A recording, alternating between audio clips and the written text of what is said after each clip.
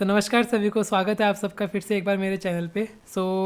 आज हम लोग फिर से एक डिज़ाइन पैटर्न के बारे में बात करने वाले हैं और ये जो डिज़ाइन पैटर्न है वो बहुत ही इजी डिज़ाइन पैटर्न होता है। लोग सबसे पहले उसी को सीखते हैं क्योंकि बहुत इजी टू यूज़ होता है, इजी टू अंडरस्टैंड होता है, राइट। आज हम बात करेंगे सिंगलटन डिज़ाइन पैटर्न के बारे में। अच्छा, अब ये जितना ही ईजी होता है उतने ही इससे क्वेश्चंस बनते हैं इंटरव्यू के लिए। क्यों? क्योंकि आपने नोटिस किया होगा जो भी चीज़ इजी होती है वही चीज़ ज़्यादा वल्नरेबल होती है, राइट। तो वैसे ही सिंगलटन पैटर्न्स को यूज़ करके हमको कुछ इश्यूज़ भी आते हैं। वो इश्यूज़ क्या होते हैं वो हम देखेंगे, ठीक है, और उनको कैसे रिजॉल्व करते हैं वो हम देखेंगे। तो ये सारी चीज़ें बेसिकली इंटरव्यू में पूछी जाती हैं, राइट। तो हम लोग क्या करेंगे, इस वीडियो में सारी चीज़ें कवर करेंगे, आपको कहीं और जाने की ज़रूरत ही नहीं है, ठीक है। अच्छा, और एक और चीज़, जैसे अभी तक हम लोग सारे डिज़ाइन पैटर्न्स को समझने के लिए एक एग्जांपल ले रहे थे, राइट, एक क्लाइंट की रिक्वायरमेंट ले रहे थे। तो इसमें हमको ऐसा कोई ज़रूरत नहीं है क्योंकि बहुत छोटा सा डिज़ाइन पैटर्न है। आप समझोगे क्यों नहीं हम लोगों ने लिया। हम लोग क्या करेंगे, कैजुअल टॉक करेंगे और उसी में चीज़ें समझना शुरू करेंगे और आपको समझ में भी आ ही जाएगा क्योंकि बहुत ही ईजी है, ठीक है। तो ज़्यादा टाइम ना वेस्ट करते हुए हम लोग स्टार्ट करते हैं आज की वीडियो। गाइस चलते हैं स्क्रीन की तरफ। तो गाइस आज हम लोग बात करने वाले हैं सिंगलटन पैटर्न के बारे में, ठीक है। तो मेरा सबसे पहला क्वेश्चन आप लोगों से यही रहेगा। अच्छा, जिनको सिंगलटन पैटर्न के बारे में पता है, गुड, वेल एंड गुड, ठीक है। और जिनको नहीं पता, ये क्वेश्चन मेरा उनके लिए है, ठीक है। तो मेरा क्वेश्चन ये है कि आपको ये सिंगलटन नाम से क्या पता चल रहा है, ठीक है। सिंगलटन मतलब से क्या पता लग रहा है आपको। हम लोग का अप्रोच क्या होता है, हम लोग पहले नाम देखते हैं और नाम से ही चीज़ों को समझने का ट्राई करते हैं, ठीक है। तो आप मुझे बताओ, आपको ये सिंगलटन नाम से क्या पता चल रहा है, ठीक है। अगर पता चल गया है कुछ तो आप नीचे कमेंट में लिख के बता सकते हो अपने व्यूज़, और अगर नहीं पता चला है तो हम समझते हैं साथ में अभी, ठीक है। अच्छा, तो सिंगलटन, ठीक है। सिंगलटन मतलब इस वर्ड में क्या आ रहा है, मेन जो हाईलाइट होकर वर्ड आ रहा है वो आ रहा है सिंगल, ठीक है। इसका मतलब कुछ तो भी हम लोग सिंगल चीज़ की बात कर रहे हैं, ठीक है। हम लोग कुछ तो सिंगल क्रिएट करने की बात कर रहे हैं, कुछ भी हम लोग सिंगल चीज़ से डील करने की बात कर रहे हैं ना। तो मतलब कुछ भी चीज़ है वो सिंगल चीज़ से हम लोग की बात कर रहे हैं, ठीक है। सिंगल चीज़ की बात कर रहे हैं बेसिकली, ठीक है। तो अब जावा में क्या होता है बेसिकली, जावा में हम लोग किस चीज़ से डील करते हैं, ऑब्जेक्ट्स और क्लासेस से। तो यहाँ पर हम लोग किस सिंगल चीज़ की बात करेंगे, तो यहाँ पर हम लोग ऑब्जेक्ट की बात करेंगे। सिंगलटन मीन्स एक ही ऑब्जेक्ट क्रिएट करना, ठीक है। जैसे अगर मैं आप लोगों से पूछूं कि आपके पास एक क्लास है, ठीक है। अब आपको उसका ऑब्जेक्ट क्रिएट करना है, ठीक है। सबको पता है कैसे ऑब्जेक्ट क्रिएट होता है, कैसे होता है, यूजिंग न्यू कीवर्ड, ठीक है। हम लोग क्या करते हैं, लेट्स से मेरे पास एक एम्प्लॉय क्लास लेके चलते हैं, ठीक है। मेरे पास एक एम्प्लॉय क्लास है, ठीक है। अब मुझे उसका ऑब्जेक्ट क्रिएट करना है, ठीक है। तो आप लोग क्या करोगे, एम्प्लॉय फिर EMP या फिर जो भी तुमको रेफरेंस का नाम देना है इज इक्वल्स टू में न्यू कीवर्ड, है ना। न्यू कीवर्ड का यूज होता है, तो न्यू कीवर्ड और उसके बाद क्या, वो क्लास का कंस्ट्रक्टर का नाम, ठीक है। फिर क्लास का कंस्ट्रक्टर, चाहे वो पैरामीटराइज्ड हो चाहे वो डिफ़ॉल्ट एम्प्टी कंस्ट्रक्टर हो, ठीक है। तो बेसिकली हम लोग इसको यूज़ करके, मतलब न्यू कीवर्ड को यूज़ करके एक क्लास का न्यू ऑब्जेक्ट क्रिएट करते हैं। करते हैं नहीं करते हैं, करते हैं ना। तो ये हमारा तरीका होता है ऑब्जेक्ट क्रिएशन का, ठीक है। अच्छा, अगर मैं क्या करूँ, आपने एक ऑब्जेक्ट क्रिएट किया अभी एम्प्लॉय 1, ठीक है। अब मैं चाह रहा हूँ कि मैं एक और ऑब्जेक्ट क्रिएट करूँ एम्प्लॉय 2। तो आप क्या करोगे, एम्प्लॉय 2 इज इक्वल्स टू में न्यू एम्प्लॉय, करोगे नहीं करोगे। अच्छा, तो अब मुझे आप बताओ कि ये दोनों एम्प्लॉय जो हमने क्रिएट किए हैं, है ना, ये दोनों एम्प्लॉय सेम है। देखो, इसको हम लोग ऐसे समझते हैं, मैं कोड करके दिखाता हूँ। लेट्स से हमारे पास एक क्लास है एम्प्लॉय, ठीक है। फटाफट से कोड करते हैं, सॉरी क्या कर रहा हूँ। हमारे पास एक क्लास है एम्प्लॉय, करेक्ट हो गया जी, ठीक है। और मैंने क्या बोला, इसके अंदर we have this constructor called, oh sorry, इसके अंदर we have this constructor called public employ, empty constructor बनाते हैं, ठीक है, ठीक है। और हम लोग क्या कर रहे हैं, यहाँ पर ऑब्जेक्ट बना रहे हैं। तो मैंने क्या किया, एम्प्लॉय एम्प्लॉय 1 करके ले लेते हैं, ठीक है, न्यू एम्प्लॉय, करेक्ट। तो इससे मैंने क्या किया, इससे मैंने एक सिंगल ऑब्जेक्ट बना लिया एम्प्लॉय क्लास का, करेक्ट हो गया जी, ठीक है।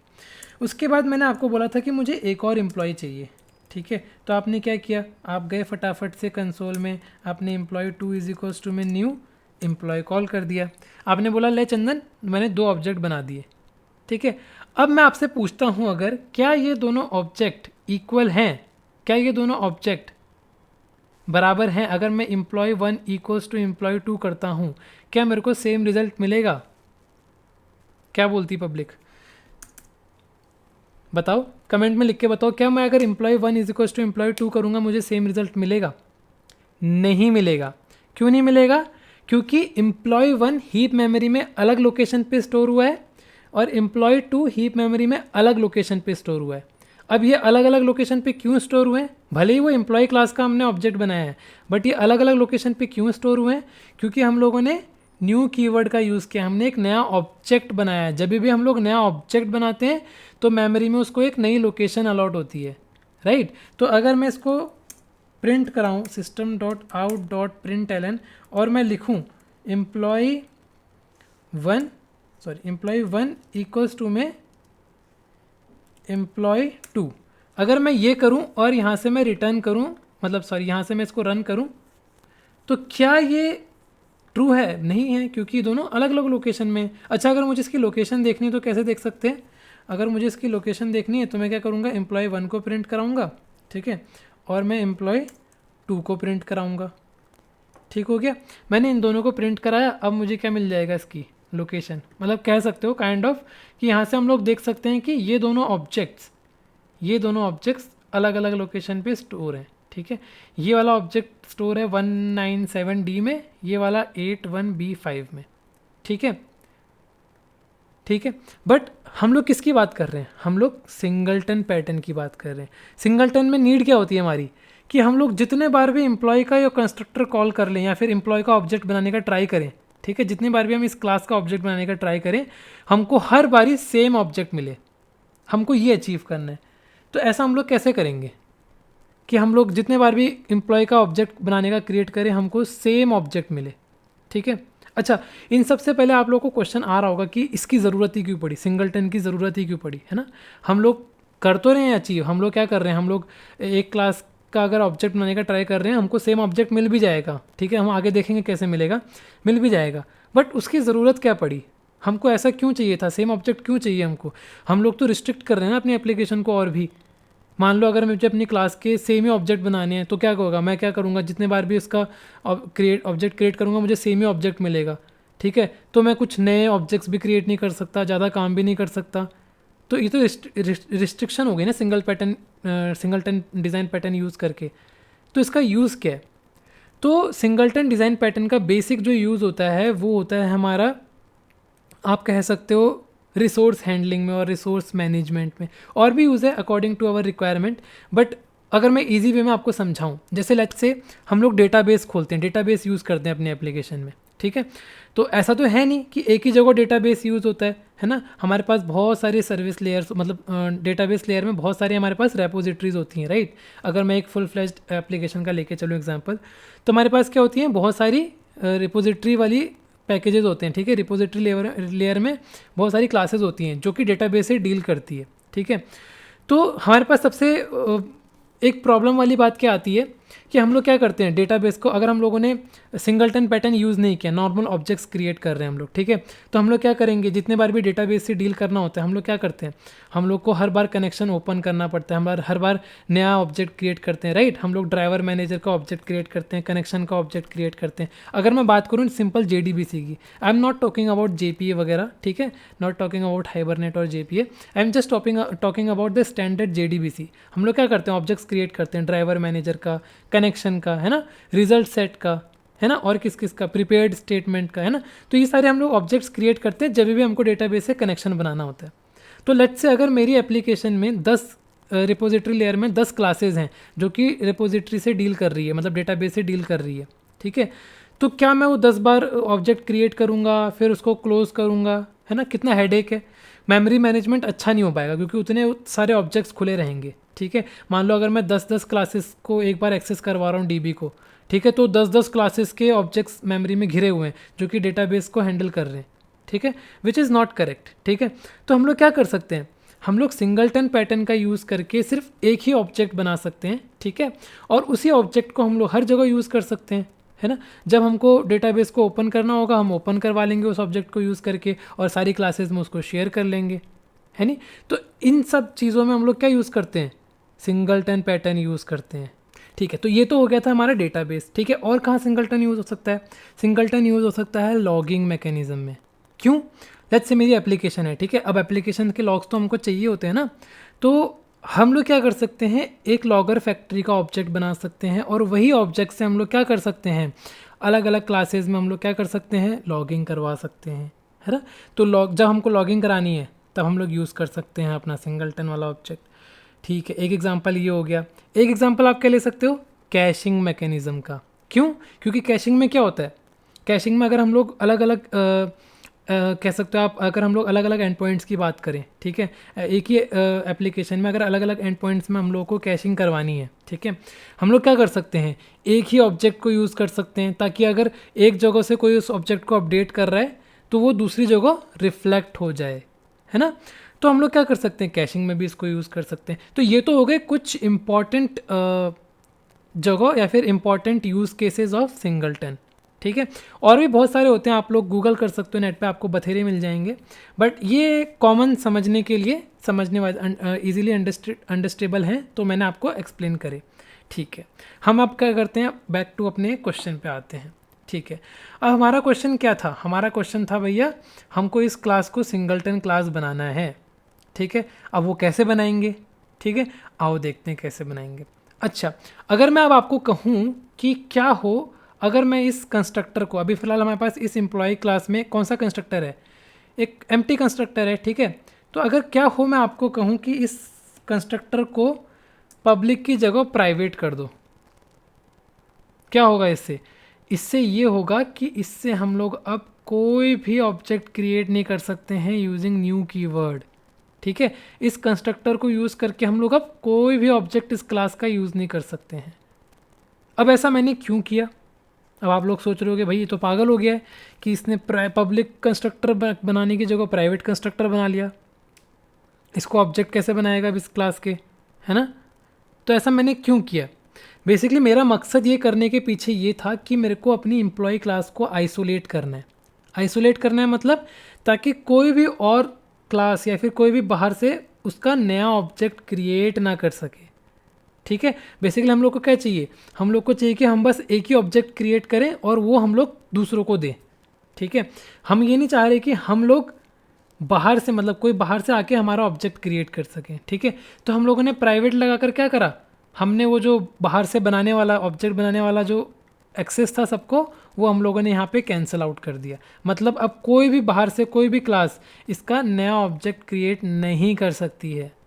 ठीक है, जैसे आपको नीचे दिख रहा होगा, अब हम लोग क्या कर रहे हैं, यहाँ पर क्या बोल रहे हैं, employ method has private access. ठीक है, इसका मतलब हम लोग अब इसको एक्सेस नहीं कर सकते हैं।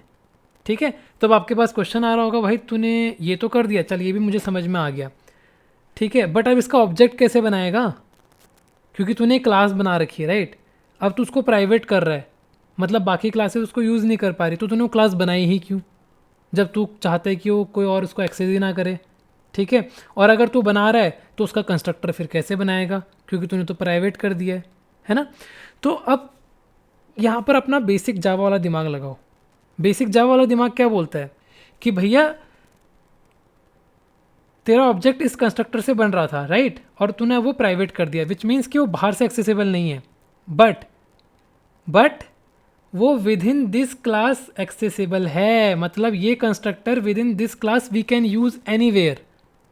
ठीक है, मतलब हम लोग को अब क्या करना है, हम लोगों ने बाहर से तो अब सारा एक्सेस ब्लॉक कर दिया, बट अंदर से हम लोगों को इसका ऑब्जेक्ट बना के बाहर वालों को देना है। अब वो कैसे करेंगे, सिंपल है, हम लोग क्या करेंगे, इसका तो एक्सेस नहीं है बाहर से, तो हम लोग क्या करेंगे, हमको कुछ ना कुछ तो ऐसा एक मेथड बनाना पड़ेगा। ठीक है, तो हम लोग क्या करेंगे, हम लोग एक मेथड बनाएंगे। ठीक है, उस मेथड में हम लोग इसका ऑब्जेक्ट बनाएंगे और वो हम लोग रिटर्न करवाएंगे। ठीक है, आओ कर लेते हैं। तो मैंने क्या किया, मैंने एक मेथड बनाया जो कि पब्लिक होगा, क्योंकि वो मेथड को हमको एक्सेस करना है बाहर से। ठीक है, ठीक है, तो मैंने क्या किया, वो मेथड बनाया और उस मेथड का नाम लेट्स से हम लोग लेते हैं गेट इंस्टेंस। ठीक है, ये हमारा मेथड का नाम है, गेट इंस्टेंस। ठीक है, ये मेथड क्रिएट किया और ये मेथड क्या करेगा, ये मेथड हमको रिटर्न करेगा। क्या रिटर्न करेगा, ये एम्प्लॉय क्लास का ऑब्जेक्ट रिटर्न करेगा, राइट। तो मैं यहाँ पर रिटर्न टाइप क्या लूँगा, एम्प्लॉय लूँगा, और ये रिटर्न क्या करेगा, ये रिटर्न करेगा एम्प्लॉय का ऑब्जेक्ट। ठीक हो गया, अच्छा सॉरी, न्यू एम्प्लॉय मतलब एम्प्लॉय का ऑब्जेक्ट रिटर्न करेगा। करेक्ट हो गया, ठीक हो गया। अब देखो आप यहाँ पे हम लोग को न्यू से करने में एरर नहीं आ रहा, क्योंकि this private constructor can be accessible with in this class. ठीक है जी, ठीक है। बट फिर से आप हम लोगों ने इतना कुछ किया, बट हम फिर से गोल घूम के वहीं पे वापस आ गए। अब आप बोलोगे यार इस मेथड को एक्सेस करने के लिए तो तुझे ऑब्जेक्ट की ज़रूरत पड़ेगी ना, बट ऑब्जेक्ट तो तू क्रिएट कर नहीं पा रहा क्योंकि तूने प्राइवेट एम्प्लॉय क्रिएट कर रखा है। तो अब इसका ऑब्जेक्ट कैसे क्रिएट करेगा जिससे कि तू ये एक्सेस कर सके? या फिर क्वेश्चन आपको आ रहा होगा कि इस मेथड को एक्सेस कैसे करें। फिर से इसमें अपना जावा वाला दिमाग लगाओ। जावा का बेसिक दिमाग क्या बोलता है कि हम लोग मेथड को कैसे एक्सेस कर सकते हैं। एक तरीका तो होता है ऑब्जेक्ट्स का, ठीक है, ऑब्जेक्ट्स का यूज़ करके। दूसरा तरीका होता है स्टैटिक कीवर्ड यूज़ करके। हम लोग क्या करेंगे, इस मेथड को स्टैटिक मेथड बना देंगे भाई। हम लोगों ने क्या किया, इस मेथड को स्टैटिक मेथड बना दिया। अब स्टैटिक मेथड बना दिया मीन्स हम लोग इस मेथड को एक्सेस कर सकते हैं यूजिंग क्लास नेम। ठीक है, तो मैं क्या करूँगा, जब यहाँ पर मुझे इसका ऑब्जेक्ट चाहिए, मैं क्या करूँगा, एम्प्लॉई डॉट गेट इंस्टेंस। जैसे ही मैंने ये किया, क्या हो गया, मुझे अब आराम से मुझे इस एम्प्लॉय का ऑब्जेक्ट मिल जाएगा। ठीक है, अब रन कर लेते हैं। मैंने रन किया, आप देख रहे हो हमको ऑब्जेक्ट मिल गया है। ठीक है, और हम लोगों ने ये किया था, तो इसको मैं रिवर्ट कर लेता हूँ फटाफट से। तो मुझे अगर दोबारा से एक ऑब्जेक्ट क्रिएट करना है तो मैं नया इंस्टेंस क्रिएट करूँगा। ठीक है, तो मैंने क्या किया, ये किया। ठीक है, अब आप नोटिस कर रहे होगे कि जब मैंने एक बार गेट इंस्टेंस कॉल किया तो इसने क्या किया, ऑब्जेक्ट बना के मेरे को दिया। दोबारा कॉल किया तो क्या उसको सेम ऑब्जेक्ट देना चाहिए था? नहीं, क्यों? क्योंकि मैंने यहाँ पर रिटर्न कर रखा है न्यू एम्प्लॉई।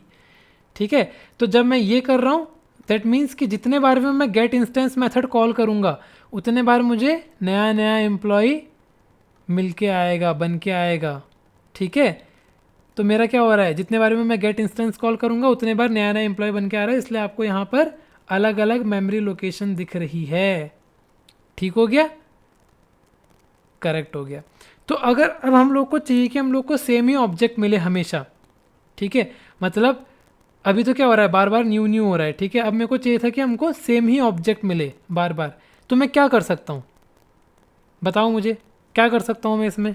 किसी को कोई सॉल्यूशन आ रहा है दिमाग में कि मुझे एक ही ऑब्जेक्ट चाहिए? बताओ।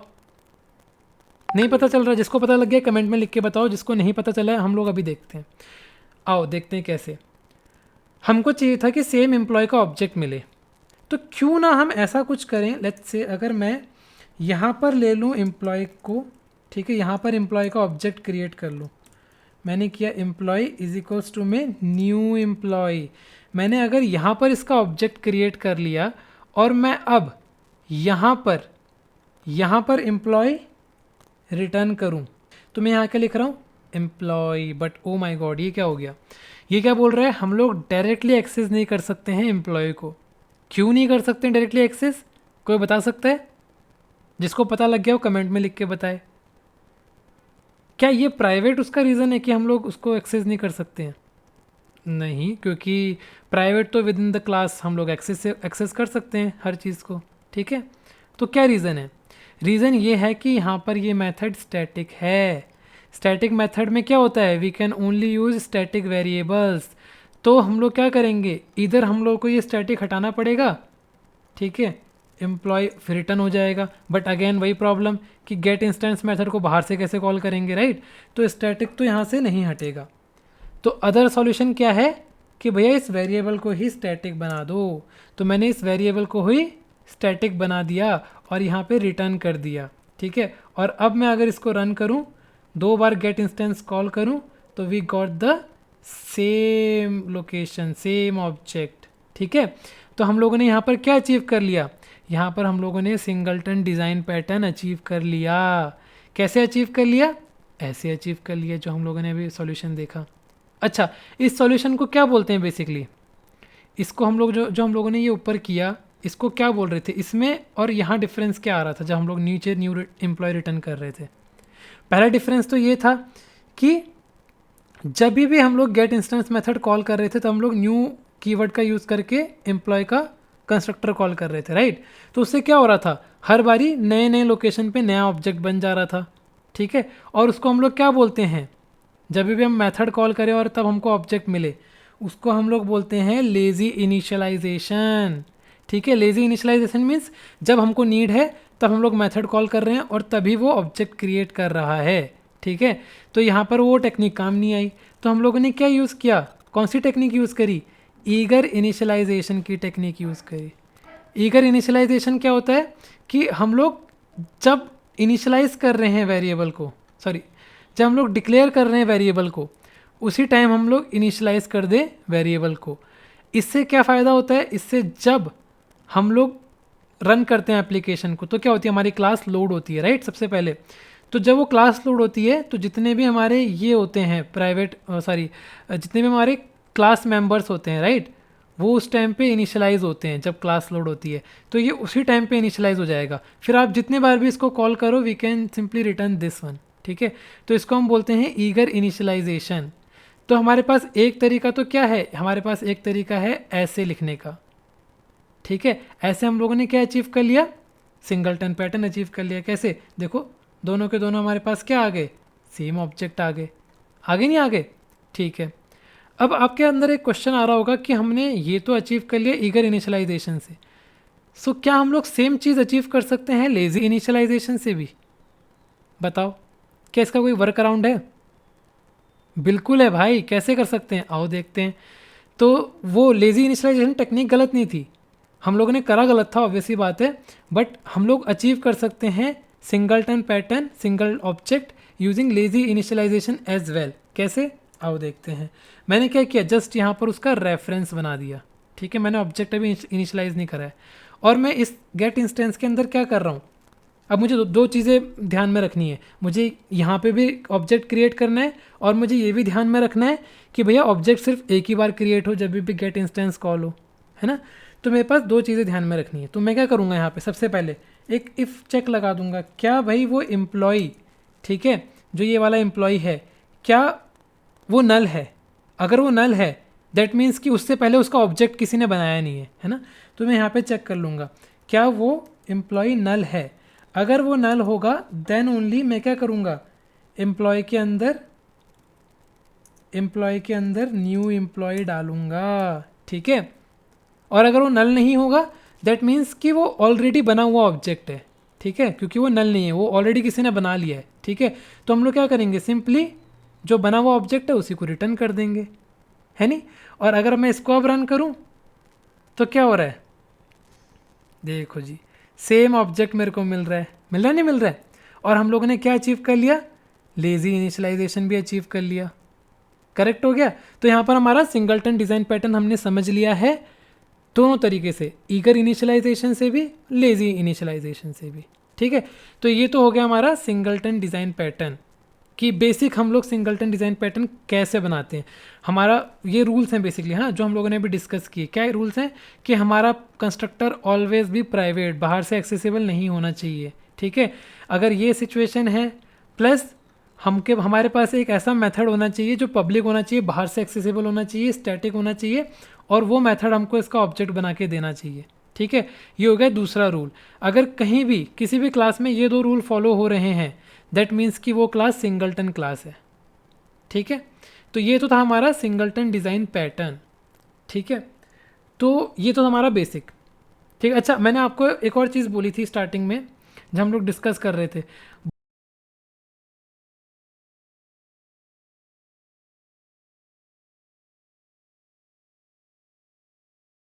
आप लोगों में से किसी किसी के दिमाग में ये आइडिया भी आया होगा, क्यों ना हम ऐसा करें, एम्प्लॉय 1 इज इक्वल्स टू में एम्प्लॉय कर दें, ठीक है। क्यों ना हम ऐसा कर दें। अगर हम ऐसा करते हैं तो हमारा क्या, अगर मैं दोनों के दोनों एम्प्लॉय और एम्प्लॉय 1 को प्रिंट करता हूँ, क्या वो चीज़ सही है, आओ देख लेते हैं। मतलब क्या ये दोनों एम्प्लॉय और एम्प्लॉय 1 सेम ऑब्जेक्ट रिटर्न करेंगे, देख लेते हैं। तो जैसे ही मैंने रन किया, सी उसने सेम ऑब्जेक्ट रिटर्न कर दिया, ठीक है। तो क्या ये हमारा सिंगलटन पैटर्न है, देखो नाम से तो मैंने क्या बोला था कि हमारा सिंगल ऑब्जेक्ट होना चाहिए। अब मैं कितने भी एम्प्लॉय बनाऊँ, मैं एम्प्लॉय 10, 12, 13, 14 कितने भी बना लूँ, और हर बारी मैं क्या करूँ, सेम एम्प्लॉय का ऑब्जेक्ट यूज़ करूँ। करेक्ट हो गया। सेम एम्प्लॉय का ऑब्जेक्ट मैं अगर यूज़ करता हूँ तो भैया मेरे को तो हर बारी सेम ऑब्जेक्ट का मतलब सेम मेमोरी लोकेशन मिल रही है, मतलब सेम ऑब्जेक्ट मिल रहा है। ये तो मेरा काम बन गया, ये तो मैंने सिंगलटन डिज़ाइन पैटर्न बना लिया, है ना। आप लोग तो खुश हो गए हो। बट नहीं, ये सिंगलटन डिज़ाइन पैटर्न नहीं है। क्यों नहीं है, आओ समझते हैं। बहुत लोग बोल रहे थे कि इसकी जगह हम लोग क्या कर सकते हैं, एम्प्लॉय 2 में एम्प्लॉय 1 पास करा सकते हैं। बिल्कुल करा सकते हैं, मैं इसके खिलाफ नहीं हूँ, ठीक है। और इसको रन कर रहे थे तो हमारा काम भी बिल्कुल सही कर रहा था। देखो दोनों सेम ऑब्जेक्ट मिल रहे हैं। बट इसका क्या मीनिंग है, क्या ये सिंगलटन डिज़ाइन पैटर्न में आता है? सिंगलटन डिज़ाइन पैटर्न का क्या रूल था कि हमेशा हम लोग क्या करें, हमारी क्लास में ये चीज़ हो, कहाँ गया, हमारी क्लास में एक प्राइवेट कंस्ट्रक्टर होना चाहिए और एक पब्लिक मेथड होना चाहिए, स्टैटिक टाइप का मेथड, जो कि हमको ऑब्जेक्ट क्रिएट करके दे, ठीक है। हमारे पास ये कंडीशन थी सिंगलटन क्लास की, ठीक है। बट हम लोग क्या कर रहे हैं, हम लोग यहाँ पर क्या कर रहे हैं, हम लोगों ने सिंपली एक ऑब्जेक्ट क्रिएट किया, सिंगलटन से ही क्रिएट किया, ठीक है। और दूसरा हम लोग ऑब्जेक्ट क्रिएट कर रहे हैं just by referring to the another employ, ठीक है। तो इन दोनों में डिफरेंस क्या हुआ, अब हम लोगों ने पहला वाला तो सिंगलटन का यूज़ करके ऑब्जेक्ट क्रिएट कर लिया, दूसरे वाले में तो हम लोग सिंपल क्या कर रहे हैं, बस उसको रेफर करवा दे रहे हैं पहले वाले ऑब्जेक्ट से। तो बेसिकली क्या हो रहा है, यहाँ पर हम कोई ऑब्जेक्ट क्रिएट नहीं कर रहे हैं या फिर कोई ऑब्जेक्ट के लिए हमने कोई कॉल नहीं किया है, हम लोग जस्ट रेफर कर रहे हैं। अगर आप सोनार का अगर एरर पढ़ोगे, वो क्या बोलता है, local variable employ E2 is redundant. Redundant means कि ये employ 2 is similar as employ 1, क्योंकि दोनों एक ही जगह को पॉइंट कर रहे हैं, है ना, क्योंकि दोनों ने क्या कर रखा है, एक ही ऑब्जेक्ट को रेफर कर रखा है, ठीक है। तो this is the redundant statement, because हम लोग इधर कोई ऑब्जेक्ट क्रिएशन वाली कॉल नहीं कर रहे हैं, ठीक है। बट अगर मैं ये लिखता हूँ एम्प्लॉय डॉट गेट इंस्टेंस, ठीक है, यहाँ पर हम लोगों ने क्या किया है, एक्सप्लिसिटली कॉल किया है ऑब्जेक्ट क्रिएशन के लिए, ठीक है, कॉल कर रखा है। और बेसिकली क्या है, यहाँ पर आप देखोगे अब कोई भी यहाँ पर रिडेंडेंट वाला मैसेज नहीं आया है। क्यों नहीं आया है, क्योंकि हम लोगों ने यहाँ पे कॉल मेक करी है। अगर मान लो यहाँ पर हम लोगों ने ये नहीं किया होता, एम्प्लॉय 2 का डायरेक्ट किया होता, या फिर अगर मल्टी थ्रेडिंग की बात करता मैं, ठीक है, अभी वो भी देखेंगे आगे मल्टी थ्रेडिंग इन्वायरमेंट की। तो क्या हो रहा है बेसिकली, यहाँ पर हम लोग क्या कर रहे हैं, दोबारा से कॉल कर रहे हैं। लेट्स से अगर मल्टी थ्रेडिंग में क्या होता कि किसी ने वो एम्प्लॉय का ऑब्जेक्ट क्रिएट ही नहीं किया होता, भले ही मैंने गेट इंस्टेंस कॉल कर दिया था, बट स्टिल उसका एम्प्लॉय का ऑब्जेक्ट क्रिएट नहीं होता, तो मैं क्या कर सकता था, दोबारा इसको कॉल करके उसका ऑब्जेक्ट क्रिएट कर सकता था। बट अगर मैं सिर्फ पॉइंट कर दूंगा तो यहाँ पर क्या हो जाएगा, जस्ट एक रिडेंडेंसी हो रही है और कुछ नहीं हो रहा है ना। अब मैं इस ऑब्जेक्ट को कहीं पे भी बाद में यूज़ कर सकता हूँ नीचे, ठीक है। तो डिफरेंस समझ में आया, बहुत ही थिन लाइन है दोनों के बीच में, बट बेसिक डिफरेंस ये है कि मैं उस अप्रोच को यूज़ करता अगर employ 2 is equals to employ 1, so that is not correct. क्यों, क्योंकि हम जस्ट कॉपी कर रहे हैं उस ऑब्जेक्ट को और कुछ नहीं, मतलब कॉपी क्या कर रहे हैं, मतलब बेसिकली उसको वहाँ पॉइंट करवा रहे हैं एम्प्लॉय 2 को। बट अगर हम लोग ऑब्जेक्ट क्रिएशन की बात करें, ठीक है, क्योंकि हम लोग सिंगलटन डिज़ाइन पैटर्न की बात कर रहे हैं, और सिंगलटन डिज़ाइन पैटर्न किसके ऊपर फोकस कर रहा है, ऑब्जेक्ट क्रिएशन के ऊपर ही फोकस कर रहा है, और वो ऑब्जेक्ट क्रिएशन सिर्फ एक ही बार होना चाहिए, ठीक है। तो उसका अगर फोकस करें तो we should call this method get instance, ठीक है। तो ये डिफरेंस हो गया उसके बीच में, ठीक है। अब हम आ जाते हैं सिंगलटन के इंटरव्यू क्वेश्चंस में, ठीक है। अच्छा, अगर किसी को सिंगलटन अभी भी समझ नहीं आया वो नीचे कमेंट में लिख के बोल सकता है, बहुत ही इजी पैटर्न होता है, वैसे समझ में आ ही गया होगा, ठीक है। तो मैं ये एज्यूम कर रहा हूँ सबको आ गया है, तो हम आगे बढ़ते हैं इंटरव्यू क्वेश्चंस में। अच्छा, तो इंटरव्यू क्वेश्चंस में मेजर क्या क्वेश्चन आता है, इंटरव्यू क्वेश्चन में सबसे पहला मेजर क्वेश्चन ये आता है कि कैसे हम लोग, अगर लेट्स से हमारा जो ये है क्या सिंगलटन पैटर्न है, अगर हम लोग इसको यूज़ कर रहे हैं, सिंगलटन क्लास को हम लोग अगर यूज़ कर रहे हैं कोई मल्टी थ्रेडेड इन्वायरमेंट में, तो हम लोग कैसे यूज़ कर सकते हैं, क्या क्या प्रॉब्लम्स आ सकती हैं। एक प्रॉब्लम तो मैंने आपको ये बताई अभी कि मैंने यहाँ पर लेट्स से मेरा ये इम्प्लीमेंटेशन था, ठीक है।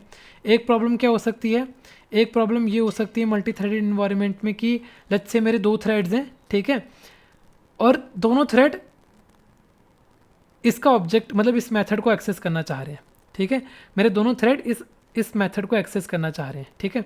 अब लेट्स से मेरा एक थ्रेड ने इस मेथड को कॉल किया, ठीक है, वो इसके अंदर घुस गया, ठीक है, और उसने ऑब्जेक्ट क्रिएट कर दिया, ठीक है, उसने क्या करा, वो ऑब्जेक्ट क्रिएट कर दिया। क्या वो ऑब्जेक्ट दूसरे वाले थ्रेड को दिखेगा? क्या बोलते हो? क्योंकि दोनों ने एक साथ कॉल करी, पैरेलली चल रहे हैं, ठीक है, दोनों गेट इंस्टेंस एक साथ चल रहे हैं, राइट? तो क्या मल्टी थ्रेडेड इन्वायरमेंट में मेरा सिंगलटन क्लास फट जाएगा? क्या वो दोबारा से नया ऑब्जेक्ट क्रिएट कर देगा? लेट्स से मान लो दोनों थ्रेड पैरेलली चले, दोनों थ्रेड ने पैरेलली नल चेक तो पास कर लिया, ठीक है, दोनों थ्रेड ने नल चेक पास किया पैरेलली, और फिर उसके बाद एक थ्रेड ने ऑब्जेक्ट क्रिएट कर दिया। अब दोनों ने नल चेक पास कर लिया था तो दूसरे ने भी क्या करा? ऑब्जेक्ट क्रिएट कर दिया, ठीक है। तो दोनों थ्रेड ने क्या कर दिए?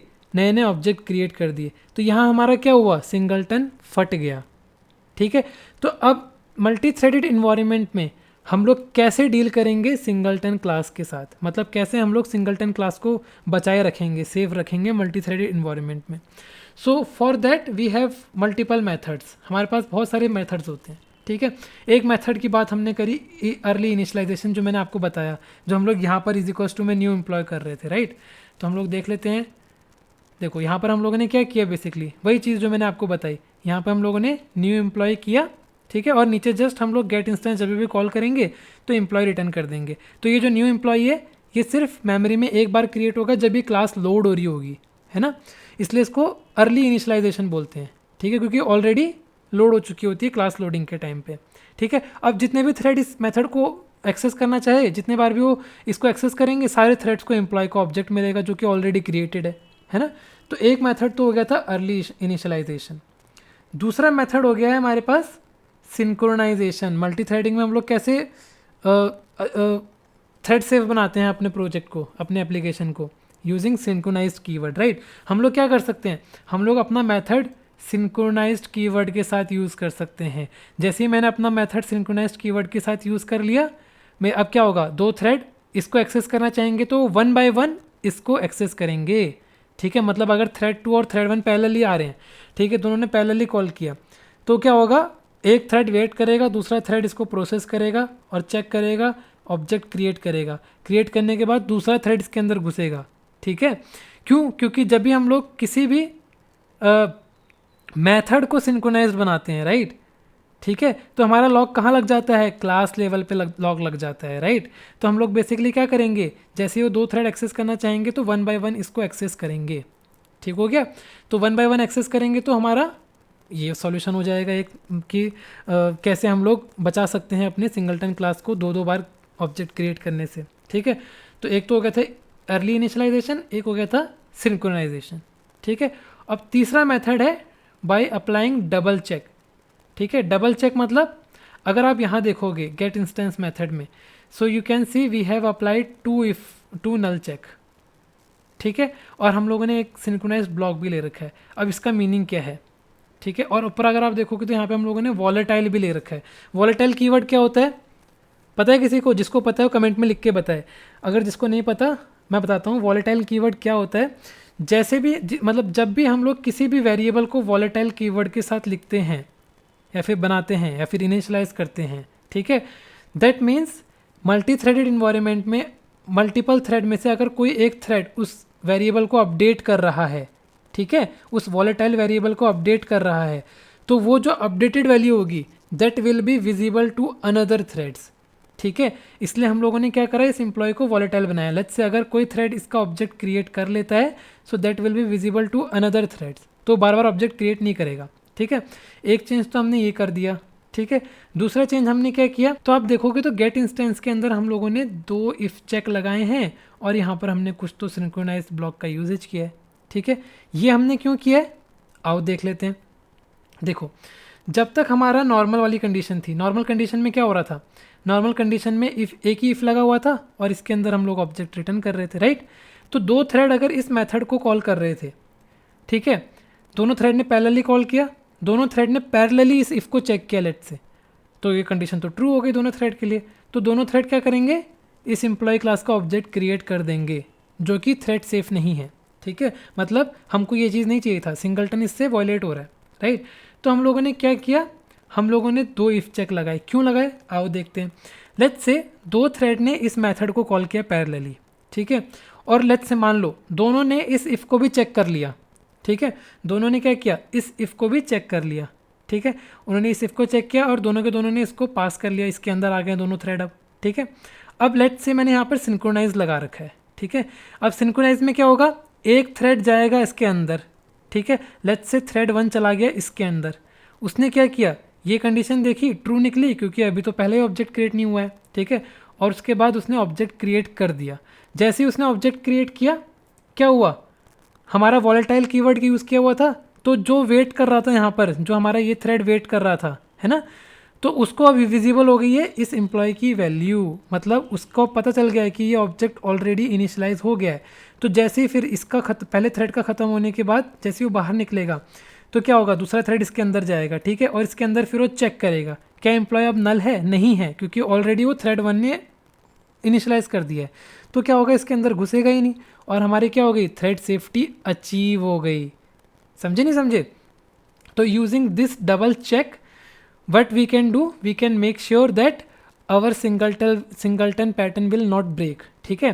दो इफ चेक लगा के हम लोगों ने मेक श्योर कर लिया, और सिंक्रोनाइज लगा के हम लोगों ने मेक श्योर किया कि हमारा सिंगलटन पैटर्न ब्रेक ना हो, ठीक है। तो using these 3 approaches we can achieve thread safety. कौन कौन से approaches, double check, early initialization जिसमें हम यहाँ पे इनिशियलाइज कर रहे थे, और सिंक्रोनाइजेशन जहाँ पे हम लोग मेथड में सिंक्रोनाइज्ड कीवर्ड यूज़ कर रहे थे, ठीक है। तो ये तो हो गया। अब इंटरव्यू अगर आपसे पूछेगा, इंटरव्यू में कोई इंटरव्यूअर पूछेगा कि कैसे हम लोग सिंगलटन को थ्रेड सेफ बना सकते हैं, so you can tell them कि हमारे पास 3 तरीके हैं, ठीक है। अभी और क्या क्वेश्चंस बनते हैं इससे? अच्छा, अब मैं आपसे पूछूं कि आपको पता है कि ऑब्जेक्ट्स बनाने के और क्या क्या तरीके होते हैं? हम लोगों ने तो क्या देखा अभी तक, बस न्यू कीवर्ड से हम लोग कैसे हम लोग अपने सिंगलटन क्लास को बचा सकते हैं। क्या किया था हम लोगों ने न्यू कीवर्ड के लिए? हम लोगों ने एक सिंगलटन क्लास बनाई, प्राइवेट कंस्ट्रक्टर बनाया, एक मेथड बनाया, और वहीं पे हम लोगों ने क्या किया, वहीं पे हम लोगों ने ऑब्जेक्ट क्रिएट करके रिटर्न करा था, ठीक है। तो दैट मीन्स कि जितने बार भी हम न्यू कीवर्ड यूज़ करने वाले थे ऑब्जेक्ट क्रिएशन के लिए, वो हमारा ख़त्म हो गया था। अब हमको ये मेथड कॉल करना पड़ रहा था। अच्छा, अगर मैं आप लोगों से भी एक क्वेश्चन पूछूं, बहुत इंपॉर्टेंट क्वेश्चन है और इंटरव्यूज़ में भी आता है कि जावा में ऑब्जेक्ट क्रिएट करने के और कितने तरीके होते हैं? ये तो हो गया एक न्यू कीवर्ड, ठीक है। और कितने तरीके होते हैं, किसी को पता है? 5-6 तरीके होते हैं। किसी को पता है तो वो कमेंट में लिख के बताओ, नहीं पता है तो मैं आपको बताता हूँ। सबसे पॉपुलर तरीका है न्यू कीवर्ड, ठीक है। दूसरा तरीका है जो हम लोगों ने पिछले वीडियो में देखा था, क्या, फैक्ट्री मेथड। फैक्ट्री मेथड में क्या हो रहा था, हम मेथड ही तो कॉल कर रहे थे और वो मेथड हमको ऑब्जेक्ट बना के दे रहा था पिज़्ज़ा का, है ना। तो यूजिंग मेथड और factory method we can also create objects, ठीक हो गया जी। उसके बाद और क्या तरीका होता है? और तरीका होता है सीरियलाइजेशन, डीसीरियलाइजेशन। अब ये क्या चीज़ है भाई? सीरियलाइजेशन डीसीरियलाइजेशन में क्या होता है? सीरियलाइजेशन में हम लोग क्या करते हैं, ऑब्जेक्ट को बाइट स्ट्रीम में कन्वर्ट करते हैं। क्यों कन्वर्ट करते हैं? ताकि हम लोग उस ऑब्जेक्ट का डेटा या फिर कोई भी डेटा आसानी से मूव कर सके एक जगह से दूसरी जगह में, ठीक है। जहाँ पे भी स्ट्रीम की बात आती है, आपने उसको कहाँ से रिलेट किया होगा, फाइल स्ट्रीम से, इनपुट आउटपुट स्ट्रीम से, राइट। जब भी हमको फाइल में रीड और राइट करना होता है, राइट करना होता है क्या वो, अगर हमको राइट करना होता है तो हम क्या करते हैं, स्ट्रीम्स में कन्वर्ट करके राइट करते हैं, राइट। तो और डीसीरियलाइजेशन में क्या होता है, हम लोग क्या करते हैं, उसी स्ट्रीम को फिर ऑब्जेक्ट में क्रिएट करते हैं, राइट। तो वहाँ से भी हम लोग ऑब्जेक्ट क्रिएट कर रहे हैं। तो सीरियलाइजेशन डीसीरियलाइजेशन भी हो गया, ठीक है। एक और तरीका क्या होता है, यूजिंग क्लोन मेथड। अगर हम लोग एक ही ऑब्जेक्ट को डॉट क्लोन मेथड कॉल करके क्लोन करें, क्या होगा, हमारा सेम ऑब्जेक्ट क्लोन हो जाएगा, ठीक है।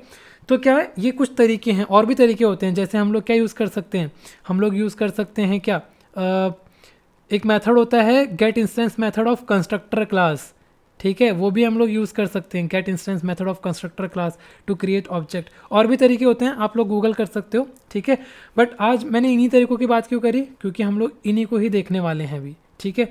अच्छा, अब इंटरव्यू में आपसे और क्या पूछा जाएगा, हम शुरू करते हैं क्लोन से, कि ऑब्जेक्ट को तो हम लोग क्लोन मेथड यूज़ करके भी क्लोन कर सकते हैं। लेट्स से मैंने एक एम्प्लॉय का ऑब्जेक्ट बनाया था, ठीक है। एम्प्लॉय 1 इज इक्वल्स टू में न्यू एम्प्लॉय लेट्स से, और मैं क्या कर रहा हूँ, एम्प्लॉय 2 इज इक्वल्स टू में एम्प्लॉय 1 डॉट क्लोन कर रहा हूँ अगर मैं, ठीक है। तो क्या होगा, उसमें ऑब्जेक्ट 1 का क्लोन बनेगा, ठीक है। मतलब हीप मेमोरी में एक नया ऑब्जेक्ट बनेगा। क्लोन क्या करता है, एक नया ऑब्जेक्ट बनाता है, ठीक है। वो सेम ऑब्जेक्ट का रेफरेंस नहीं देता है, वो नया ऑब्जेक्ट बनाता है, ठीक है। तो क्लोन से भी हम लोग नया ऑब्जेक्ट क्रिएट कर सकते हैं। अब मैंने अगर सिंगलटन अपनी क्लास बना ली है, ठीक है, मैंने अपनी क्लास सिंगलटन बनाई और मैं एम्प्लॉय वन डॉट क्लोन करूँ, अगर मैंने एम्प्लॉय वन तो गेट इंस्टेंस करके कॉल कर लिया, और एम्प्लॉय टू डॉट क्लोन करूँ अगर मैं, तो क्या होगा, वो अलग अलग ऑब्जेक्ट्स बना के देगा। कैसे, आओ देख लेते हैं। देखो जैसे मैं इसमें गया, ठीक है, मैंने क्या किया, मैंने ये एम्प्लॉय बनाया था, मैंने यहाँ पर अर्ली इनिशियलाइजेशन यूज़ किया है, ठीक है। और अगर मैं मेन एप्लीकेशन में आऊँ तो यहाँ पर मैंने क्या किया, इंस्टेंस वन क्या किया, एम्प्लॉय डॉट एम्प्लॉय सिंपली, ठीक है। यहाँ पर मेरे पास क्या आ गया, एम्प्लॉय का ऑब्जेक्ट आ गया, ठीक है। और इंस्टेंस टू में मैंने क्या किया, इंस्टेंस वन डॉट क्लोन कर लिया है, ठीक है। ये मैंने क्लोन करा, विच मीन्स क्या ये दोनों ऑब्जेक्ट सेम हैं, क्या ये दोनों के दोनों ऑब्जेक्ट हमारे जो हम लोगों ने दोनों के दोनों एम्प्लॉय के ऑब्जेक्ट बनाए हैं, ये दोनों सेम हैं। आओ देख लेते हैं। क्लोन मेथड कॉल किया मैंने, देखो ये दोनों अलग अलग ऑब्जेक्ट हैं, क्योंकि अगर इसका हैश कोड देखें तो दोनों का दोनों अलग है हैश कोड, ठीक है। अच्छा जी, क्या क्यों क्यों क्लोन मेथड क्या करता है, क्लोन मेथड अगर आप देखोगे तो it will create a new object, ठीक है। ये क्या करेगा, एक नया ऑब्जेक्ट क्रिएट करेगा, ठीक है। तो बेसिकली क्लोन मेथड क्या करता है, नया ऑब्जेक्ट क्रिएट करता है। सो दैट इज़ वाई हमको क्या मिला, हमको एक नया ऑब्जेक्ट नए लोकेशन पे मिला, ठीक है। तो अब इंटरव्यूअर आपसे पूछेगा उसको कैसे क्लोन सेफ बना सकते हो, ठीक है। क्लोन सेफ कैसे बनाओगे इसको आप, क्लोन सेफ बनाने के लिए we need to override one clone method. कैसे, आओ देख लेते हैं। देखो हम लोग क्या करेंगे, जैसे मुझे इस एम्प्लॉय को क्लोन सेफ बनाना था, ठीक है, तो मैंने क्या किया, मैंने क्लोनेबल इम्प्लीमेंट किया, ठीक है। मैंने क्लोनेबल क्या किया, इम्प्लीमेंट किया, विच मीन्स कि ये क्लास क्लोन हो सकती है, राइट। तो ये क्लास क्लोन हो सकती है। मैंने जैसे ही क्लोनेबल इम्प्लीमेंट किया, मैंने क्लोन मेथड ओवरराइड किया, ठीक है। क्लोन मेथड ओवरराइड किया, तो अगर मैं इसको ओवरराइड नहीं करता, ठीक है, तो क्या हो रहा था, वो डायरेक्टली सुपर वाला क्लोन मेथड कॉल कर रहा था, राइट। बट मैंने ओवरराइड कर दिया, विच मीन्स कि अब जैसे ही मैं यहाँ से कॉल करूँगा, जैसे ही मैं यहाँ से instance one dot clone call करूँगा, तो कहाँ पे आएगा कर्सर, कहाँ पे आएगा कंट्रोल, हमारे पास कंट्रोल हमारे पास आ जाएगा इस क्लोन मेथड के अंदर। जैसे इस क्लोन मेथड के अंदर कॉल हमारा कंपाइलर आएगा, वो क्या करेगा, रिटर्न कर देगा इस एम्प्लॉय के ऑब्जेक्ट को, ठीक है। और अब मैं अगर रन करूँ इसको, सी मेरे पास दोनों सेम ऑब्जेक्ट आए हैं, ठीक है, तभी दोनों का सेम हैश कोड है, राइट। सेम ऑब्जेक्ट आए हैं, करेक्ट हो गया। मतलब क्या हुआ, मैंने क्लोन मेथड ओवरराइड किया। ये क्लोन मेथड क्या कर रहा था बेसिकली, अगर इन डिफ़ॉल्ट इसका इम्प्लीमेंटेशन देखोगे तो it will just calling the super dot clone, मतलब क्लोनेबल मेथड का क्लोन कॉल कर रहा था, राइट। बट अभी क्या है, हम लोग को क्या करना था, हम लोग को इसको क्लोन सेफ बनाना था। क्लोन सेफ मतलब कोई भी अगर instance one dot clone call करे तो we should handle that request, ठीक है। वो कंट्रोल यहाँ पर आएगा और we should return, instead of calling super वाला clone, we should return our employ, ठीक है। ये चीज़ कर सकते हैं। और साथ के साथ हम लोग क्या कर सकते हैं, एक एरर थ्रो करवा सकते हैं कि भैया लेट्स से अगर मुझे यूज़र को बताना है, पहली बात तो हम लोग को या तो रिटर्न करवाना है एम्प्लॉय, या तो अगर लेट्स से हमको रिस्ट्रिक्ट करवाना है किसी को हमारा इस इंस्टेंस को क्लोन करवाने से, हम लोग क्या कर सकते हैं, एक एरर थ्रो करवा सकते हैं, क्लोन नॉट सपोर्टेड वाला एरर, ठीक है। तो इससे क्या होगा, जैसे ही कोई ट्राई करेगा ऑब्जेक्ट क्रिएट करने का क्लोन का ये मेथड कॉल करके, तो उसको ये एरर मिलेगा, मतलब एक्सेप्शन मिलेगा, ठीक है। तो इसकी वजह से वो क्लोन नहीं कर सकता है, ठीक है। तो दो तरीके हैंडल करने के, क्या, या तो रिटर्न करवा दो एम्प्लॉय का ही ऑब्जेक्ट, ठीक है, या तो क्या करो, क्लोन मेथड में थ्रो करवा दो क्लोन नॉट सपोर्टेड एक्सेप्शन, ठीक है। इससे क्या हो गया, we have successfully handle that exception, और you can see that scenario, ठीक है, जिससे हम लोग क्या कर रहे थे, नया ऑब्जेक्ट क्रिएट कर रहे थे। So using that approach we have made our singleton class clone safe. याद रखना, इम्प्लीमेंट करना है क्लोनेबल और ओवरराइड करना है क्लोन मेथड, ठीक है। और उस क्लोन मेथड में कुछ नहीं, सिंपली रिटर्न कर दो या तो एम्प्लॉय या तो थ्रो करवा दो अपना कोई एक्सेप्शन, ठीक है, ठीक है। अच्छा, अब अगला आपको इंटरव्यूअर पूछेगा भैया कि हमने कहाँ बात करी थी, और हमने सीरियलाइजेशन डीसीरियलाइजेशन पे बात करी थी, ठीक है। तो अगला आपको इंटरव्यू पूछेगा, लेट्स से मेरे को कुछ रीड करना था फाइल से, राइट।